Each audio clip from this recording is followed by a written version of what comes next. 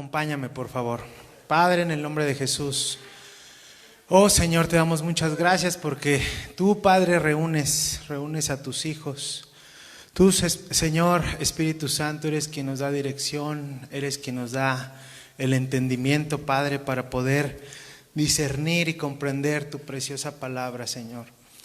Dios, Espíritu Santo, te pedimos que en esta noche tú seas quien nos instruya, quien nos dirija, quien nos redarguye.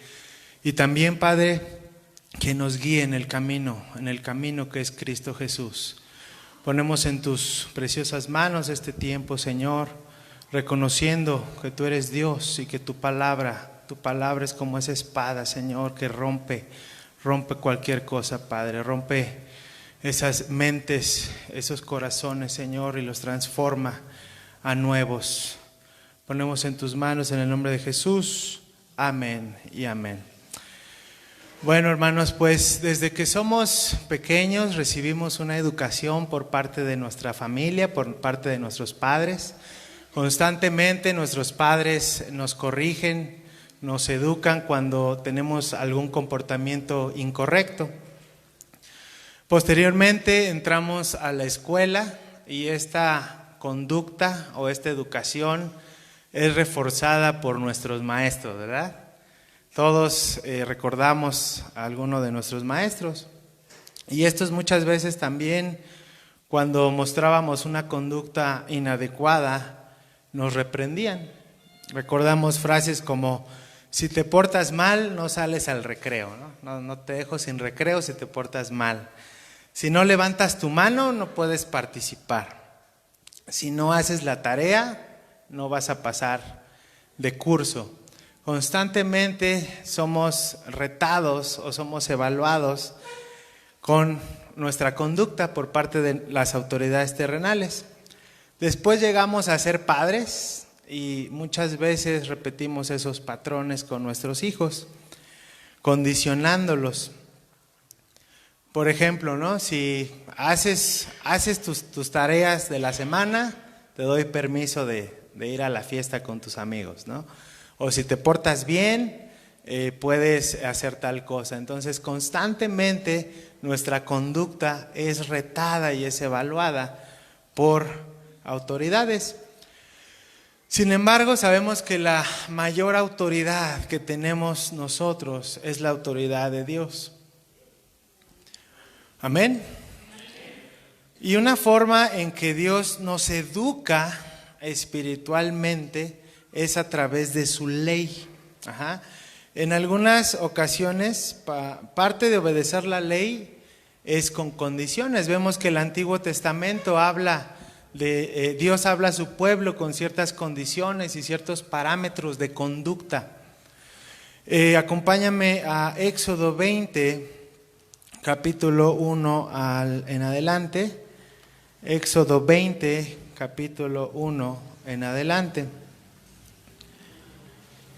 Fíjate cómo Dios quiere que su pueblo se comporte, ¿no? De qué manera quiere Dios que nosotros seamos. Dice: y habló Dios todas estas palabras diciendo: yo soy Jehová tu Dios, que te saqué de la tierra de Egipto, de casa de servidumbre. No tendrás dioses ajenos delante de mí.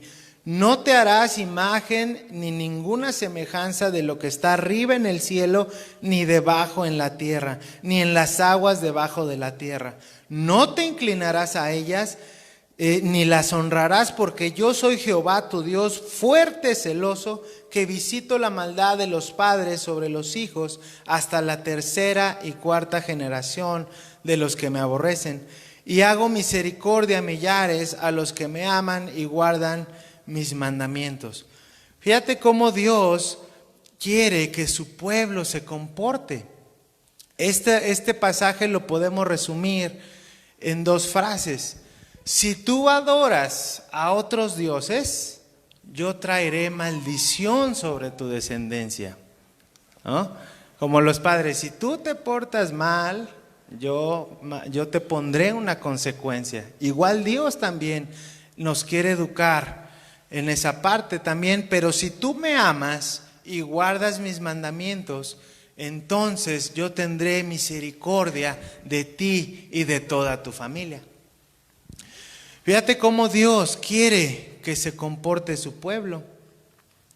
En los siguientes pasajes vemos en el 13 en adelante, dice: no matarás, no cometerás adulterio, no hurtarás, no hablarás contra tu prójimo falso testimonio, etcétera, etcétera.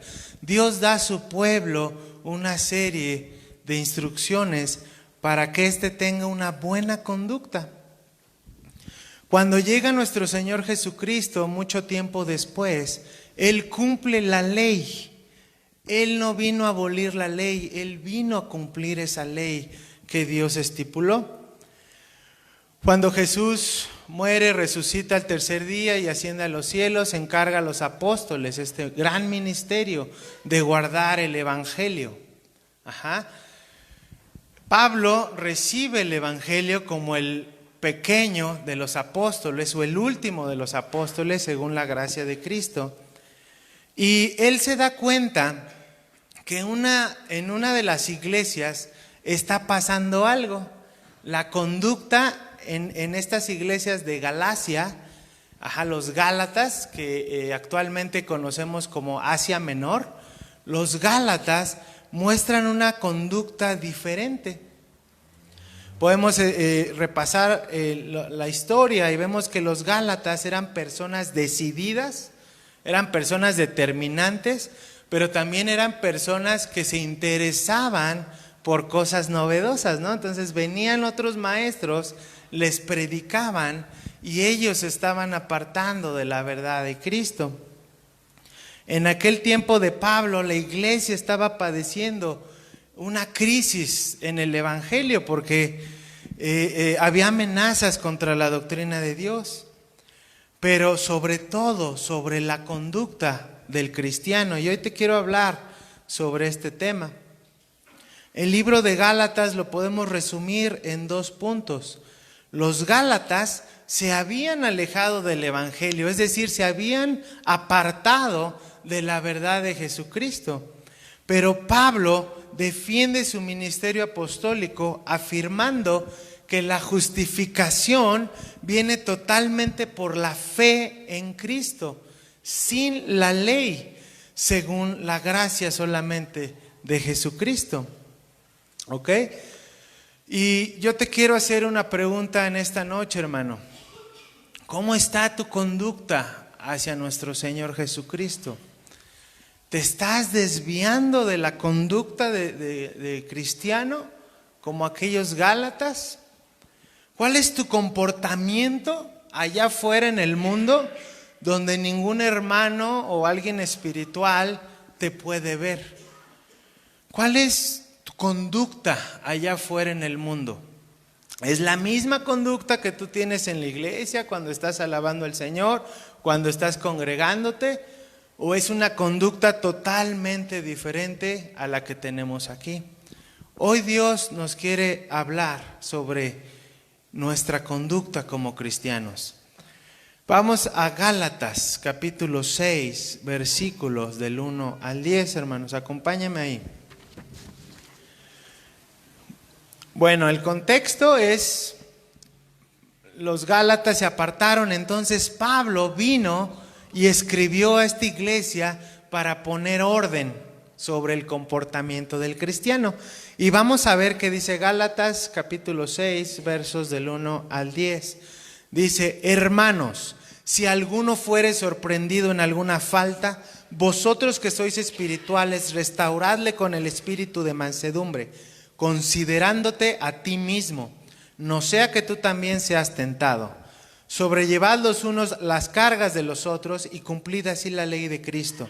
Porque el que se cree ser algo no siendo nada, a sí mismo se engaña. Así que cada uno someta a prueba su propia obra y entonces tendrá motivo de gloriarse solo respecto de sí mismo y no en otro, porque cada uno llevará su propia carga. El que es enseñado en la palabra, haga partícipe de toda cosa buena al que lo instruye. No os engañéis, Dios no puede ser burlado, pues todo lo que el hombre sembrare, esto también segará. Porque el que siembra para su carne, de la carne segará corrupción, mas el que siembra para el Espíritu, del Espíritu segará vida eterna. No nos cansemos pues de hacer el bien, porque a su tiempo segaremos, si no desmayamos. Así que, según tengamos oportunidad, hagamos bien a todos y mayormente a los de la familia de la fe. Fíjate cómo el apóstol Pablo restituye la conducta correcta del cristiano. Este pasaje, hermanos, se resume en una sola frase. Hermanos, debemos andar en el Espíritu y manifestar el fruto del Espíritu. Es decir, debemos tener o mostrar una conducta cristiana saludable, una conducta cristiana sana. Volviendo al ejemplo de la escuela, ¿verdad? Muchos maestros de primaria, de secundaria, ponen un marco para la convivencia. Un marco donde evalúan a los alumnos la conducta. Y hay algunos puntos que los alumnos deben de cumplir para poder tener un 10 en conducta. Por ejemplo, uno de ellos es respeta a tus compañeros. No importando el color de piel, no importando la religión, no importando nada, respeta a tus compañeros. Levanta la mano para participar e evita interrumpir la clase o pararte de tu lugar sin permiso. Estos son algunos puntos que usan los maestros de las escuelas para evaluar la conducta. Si el alumno cumple todos estos parámetros, entonces saca un 10 en conducta. Hermanos, del 0 al 10, ¿cómo está tu conducta ante nuestro Señor Jesucristo? Del 0 al 10, ¿cómo es tu conducta allá afuera en el mundo ante el Señor nuestro Dios? Dice el apóstol Pablo, cada uno examine su corazón y evalúese a sí mismo, hermano. ¿Qué debemos hacer para mostrar una buena conducta en Cristo? Bueno, ya te dije algunos puntos de los alumnos en las escuelas, ¿no? ¿Qué deben de hacer para tener una buena conducta? Ahora, como cristianos, ¿qué debemos hacer para mostrar una buena conducta en Cristo Jesús? Si puedes tomar nota, va a ser de bendición, hermanos. Punto 1, haz el bien. Hacer el bien. Es muy fácil decir esta frase, hacer el bien. Apliquémosla, hermanos. Hagamos el bien.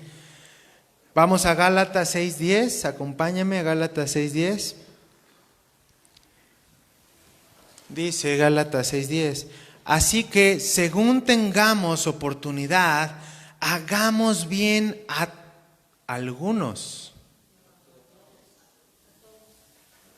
A todos, hermanos. La palabra dice, fíjate, el absoluto todos incluye al vecino incómodo que tienes. Incluye al señor que te cierra, te bloquea la puerta fuera de tu casa. Incluye a todos, hermanos. No podemos hacer excepción. Es un absoluto. Pero fíjate bien, también dice en la parte de abajo, mayormente a los de la familia de la fe. Es decir, a los que están aquí, hermanos. Al que está junto de ti, al que está sentado atrás de ti. Debemos empezar por ellos. Debemos empezar con nuestros hermanos haciendo y practicando el bien. Cristo quiere iglesias saludables. Cristo quiere conductas sanas. Principalmente entre nosotros, hermanos. Pero si entre nosotros hay división, hay conflicto, ¿cómo vamos a mostrar y hacer el bien allá afuera? Debemos de empezar desde nuestra casa, amén. Mateo 5, 43, 44. Es un principio que el Señor Jesús instituyó. Dice Mateo 5, 43, 44. Oíste que fue dicho, amarás a tu prójimo y aborrecerás a tu enemigo. Pero yo os digo, amad a vuestros enemigos, bendecid a los que os maldicen y haced bien a los que os aborrecen y orad por los que os ultrajan y os persiguen. Fíjate, el Señor Jesús aquí nos enseña la conducta que debemos de tener como cristianos. Hermanos, empecemos a hacer el bien a otros, amándonos unos a otros en el amor de Cristo. Segundo punto, ¿cómo mostrar una conducta sana? El segundo punto es repara. Reparar, hermanos. Reparar significa arreglar algo que estaba mal, ¿no? Cuando un pantalón se te rompe, ¿qué haces? Lo llevas al sastre y lo reparas, ¿no? Cuando tu carro se descompone, ¿qué haces? Lo llevas al mecánico y lo reparan. Igualmente, hermanos, entre nosotros, mayormente debemos repararnos unos a otros. Y Gálatas 6:1, fíjate lo que dice Gálatas 6:1. Hermanos, si alguno fuere sorprendido en alguna falta, vosotros que sois espirituales, restauradle. Restaurar es sinónimo de reparar, corregir. Con espíritu de mansedumbre, considerándote a ti mismo, no sea que tú también seas tentado. Fíjate que como cuando un hermano vemos que está fallando, muchas veces condenamos al hermano. Pero aquí el apóstol Pablo nunca dice condénalo. Entonces, ¿cómo debemos reparar al hermano que está mostrando una conducta inadecuada? ¿Cómo? ¿Cómo debemos repararlo? ¿Qué dice la palabra? Con mansedumbre. ¿Cuándo debemos reparar al hermano? ¿Cuándo? ¿Dentro de un año? ¿Dentro de 6 meses? No, hermanos. Cuando veamos a algún hermano con una conducta que no es de Cristo, en ese momento debemos repararlo.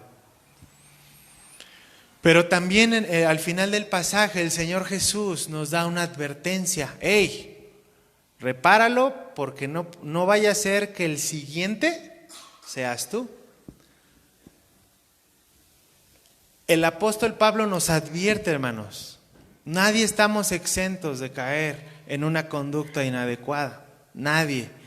Por eso es necesario reparar los errores unos de los otros. Tercer punto, debemos llevar nuestras cargas, hermano. Acompáñame a Gálatas 6, del 3 al 5. Porque el que se cree ser algo, no siendo nada, a sí mismo se engaña. Así que cada uno someta a prueba su propia obra, y entonces tendrá motivo de gloriarse solo respecto de sí mismo y no de otro, porque cada uno llevará su propia carga. Hermanos, ¿cuál es tu carga el día de hoy? ¿Qué carga llevas hoy? Entrégasela a Cristo. Cristo es el único que puede llevar esa carga en tu vida. Aquí el apóstol habla también de la santidad. Hermanos, si nosotros tenemos una buena conducta en el mundo o tenemos una buena conducta dentro de la iglesia, no nos jactemos, porque no es don de nosotros, es don de Dios. La palabra dice que la santidad es un don de Dios. Nosotros no podemos ser santos por nosotros mismos. Si Dios no nos da esa santidad, no podemos ser santos. Entonces dice que no nos creamos ser algo, porque no somos nada. Sin Cristo no somos nada. Cuarto punto, cumplir la palabra. Hemos escuchado este versículo muchas veces, no solo sé oidor, sino también hacedor de la palabra. Para mostrar una buena conducta en Cristo Jesús debemos cumplir la palabra, como dice Gálatas 6, del 6 al 8. El que es enseñado en la palabra haga partícipe de toda cosa buena al que lo instruye. No os engañéis, Dios no puede ser burlado, pues todo lo que el hombre sembrare, esto también segará. Porque el que siembra para su carne, de la carne segará corrupción, mas el que siembra para el Espíritu, del Espíritu segará vida eterna. Hermanos, participemos de la palabra. Dios nos ha estado hablando de que nos definamos como cristianos. Participemos, definámonos. Dios nos ha estado hablando de que tengamos fe, que nuestra fe crezca. Participemos de la fe, hermanos. Debemos de participar para mostrar esa conducta que Dios quiere. Muchas veces podemos parecer que estamos cumpliendo la palabra de Dios, pero muchas veces ante Dios, más bien siempre ante Dios, nos mostramos totalmente desnudos. Él conoce todo sobre nosotros. Muchas veces podemos parecer que estamos cumpliendo la palabra en la iglesia o afuera, pero solo Dios conoce nuestro corazón. Este texto dice que no puedes sembrar, no puedes tú sembrar amor y cosechar odio. Si siembras amor, cosecharás amor. No puedes tú sembrar odio y cosechar amor. Si tú siembras odio, vas a cosechar odio en tu vida. Como decía un hermano, es de la misma especie.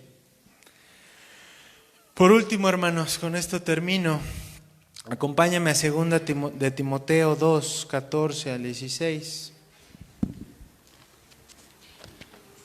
2 de Timoteo 2, 14 al 16.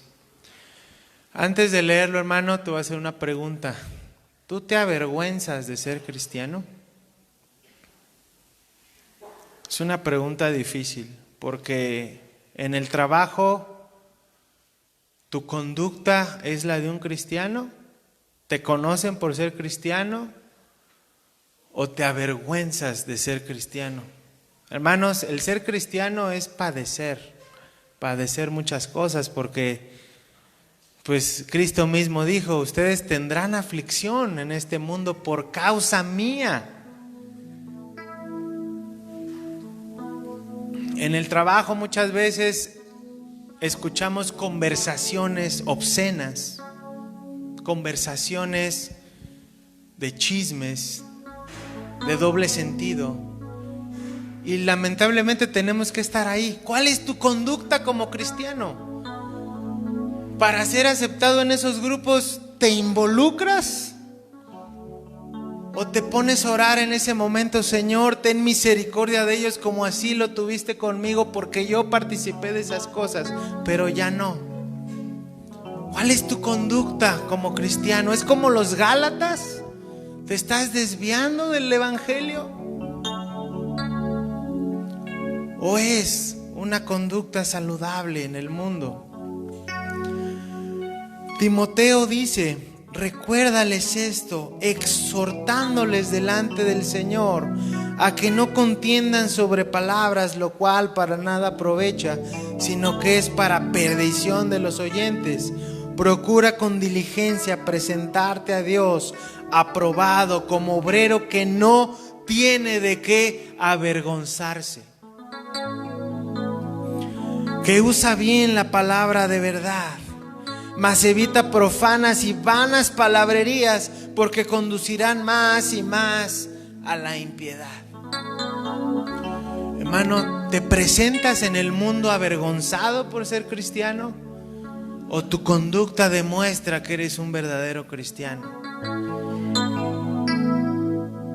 Vamos a orar. Padre, en el nombre de Jesús, te doy muchas gracias porque hoy nos has retado a tener esa conducta verdadera, no como aquellos Gálatas, Señor, que se estaban desviando, y por gracia tuya el apóstol Pablo los pudo corregir en aquel tiempo.